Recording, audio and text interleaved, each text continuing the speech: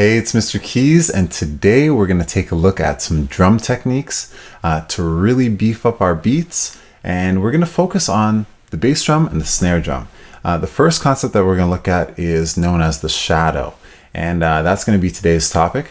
Now, what is a shadow? Well, we're going to start with the pre-shadow, and just like, you know, when you're walking and the light's there and, you know, you can see your shadow. Well, a pre-shadow is where you have a shadow behind you. Okay, so in music, what this is going to be is we're going to accent, or we're going to accentuate or highlight one of the notes of our outline. So these are the notes from our outline. This is our basic beat: 1 half, 2 half, 3 half, 4 half. And what we're going to do is we're going to accentuate them either by adding a snare note or a bass drum note.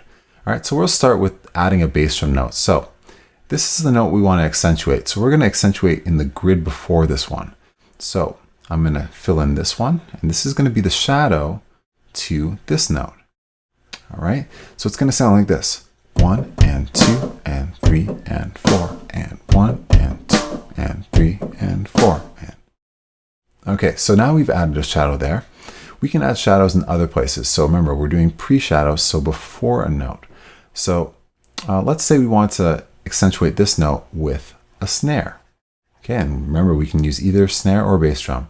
So here we go. We have our snare that we're accentuating our snare within the outline. And so here's how it sounds: 1 and 2 and 3 and 4 and 1 and 2 and 3 and 4 and.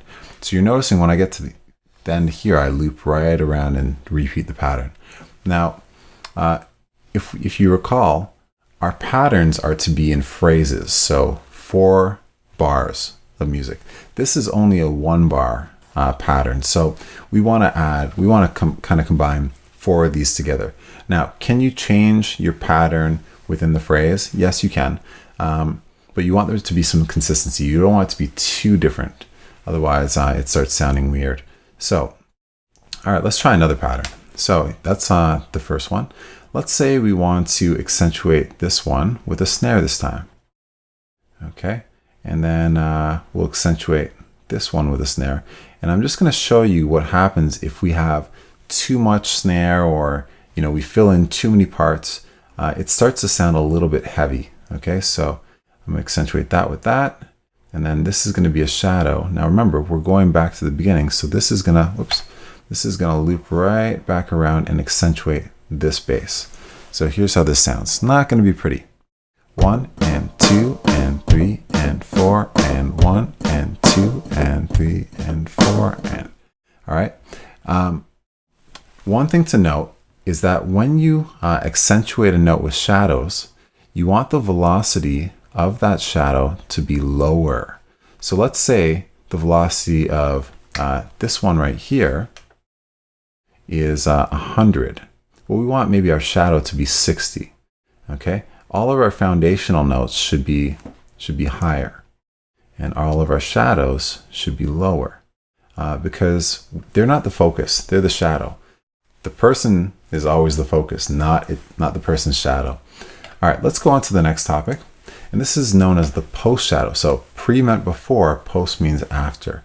So we can have a post shadow to this bass note, and it'll sound like this: 1 and 2 and 3 and 4. Now you're probably saying that this sounds exactly like the very first pattern that we did, because this can also be looked at as a shadow to this one. But now in this context, we're considering this to be a shadow, a post shadow of the bass. In the 8th note grid, which is what we're dealing with, it doesn't really make much difference whether we call this a pre-shadow of this guy or a post-shadow of this guy, but you'll start to see the difference when we get to the 16th note grid. All right, so here we'll do another post-shadow. So now we have 1 half, 2 half, 3 half, 4 half, 1 half, 2 half, 3 half, 4 half. That's a very common pattern that you probably heard in many, many, many songs. Okay. All right, so that's pretty much it for today's lesson. I hope you learned a lot, and I'll see you next time.